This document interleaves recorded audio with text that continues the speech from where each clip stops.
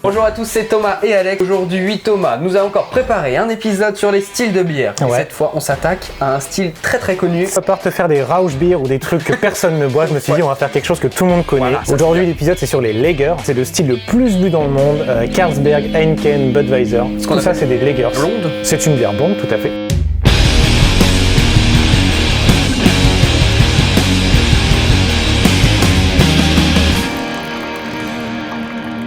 Deux choses sur les lagers avant de commencer. La première, c'est que lagers, ça vient de l'allemand lagern, qui veut dire stocker. Comme il y a pas mal de houblon à l'intérieur, c'est des bières qui se stockent très bien. Et la deuxième, du coup, lager, c'est un mot valise, on va dire, ça englobe plein de styles de bières. En fait, ça englobe toutes les bières à fermentation basse. On retrouve en général des fermentations basses dans les pays où il fait froid, comme l'Allemagne qui a inventé. Parce que les fermentations basses se font que à température froide. À l'époque, ils n'avaient pas spécialement des réfrigérateurs et des chambres froides pour le faire. C'est ça. Pour la conservation, ils les mettaient à l'air libre. Et du coup, comme il fait froid dans ces pays, c'est souvent montagneux, tout ça. Ça se tient.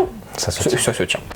Je t'invite donc à ouvrir la canette. Moi, je vais t'expliquer un peu ce que c'est que les bières de fermentation basse, parce que c'est vraiment le sujet global de l'épisode. Tu nous dis ce que c'est, cette canette avant? Petite madame qui fait un bisou, et là, il y a une queue de poisson, donc sirène. Alors, même si les lagers, à la base, c'est allemand, moi, j'ai pris une lager américaine. La brasserie, c'est Noble Rey. Ils sont connus notamment pour leur design, parce qu'en fait, quand tu les empiles, ça constitue des bonhommes. Je voulais vous proposer aujourd'hui une canette qu'on trouve partout, plutôt que de la Budweiser, de la Heineken, de la Carlsberg, des trucs très mainstream qu'on n'a pas trop envie de boire. Ça, c'est un peu plus craft déjà, c'est pas non plus la panacée de ce qu'on trouve en lager. C'est quelque chose d'assez sympa, c'est assez abordable et on en trouve partout. Donc si après l'épisode vous testez en grande surface, vous devez pouvoir la trouver. Vous demandez la canette avec la petite sirène. C'est vrai qu'on demande souvent des choses dans les grandes surfaces, on arrive facilement à trouver des vendeurs. Oui. Bonjour, excusez-moi, vous avez la canette avec la petite sirène dessus, s'il vous plaît? Celles qui sont un peu le poisson là.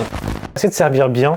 Bordel. Ouais, vas-y, c'est pas grave. Non, on s'en fout. À partir de 1841, on a retrouvé les premières traces des fermentations basses. C'est deux amis, un Allemand et un Autrichien, qui ont brassé la première bière. C'est une mauvaise blague ton truc.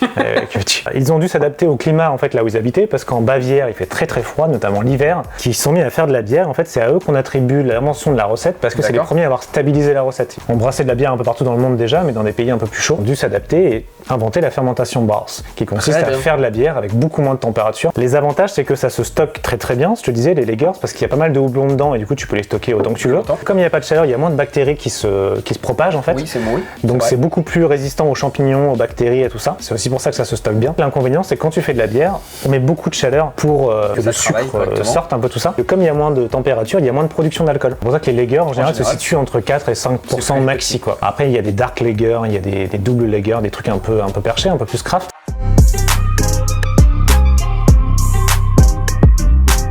Et là, il y a une petite couleur bien dorée avec des toutes petites bulles bien fines. Ouais, alors la couleur, c'est dû au malt. Le malt. On utilise très peu de malt caramel, que même pas du tout en fait dans la lager. L'idée, c'est d'avoir une bière très claire. Et au niveau du nez, j'ai un petit picotement, un peu comme de la sour. Ouais, un petit peu, sauf que c'est pas acide. Petit retour de Brettanomyces. Tout petit, c'est impossible. Ça, on va se faire allumer par Jean-Michel Casco. C'est régi par la loi de la Reinheitsgebot, la fameuse dont je te parle depuis plusieurs épisodes, qui oblige les brasseurs à ne brasser qu'avec quelques ingrédients bien spécifiques et surtout à faire des bières très claires. Je ne sais toujours pas les plaies. Rhein, le Rhin. Voilà. Heitsgebot. Reinheitsgebot. Si je te disais du coup qu'en 1841, c'est un Allemand, un Autrichien qui ont inventé ça, en fait on attribue surtout le mérite de cette recette un an plus tard à un Tchèque, Josef Groll, qui est le frère de Dave Grohl. Ah oui, bah oui. En 1841. Josef Groll qu'on retrouve un peu partout sur les canettes, sur les trucs d'histoire, à qui on attribue la Pils et la Lager. Même si c'est pas vraiment lui. Bon c'est bien, on a vu la couleur, on a vu les bulles, maintenant ça a quel goût hein? C'est parti.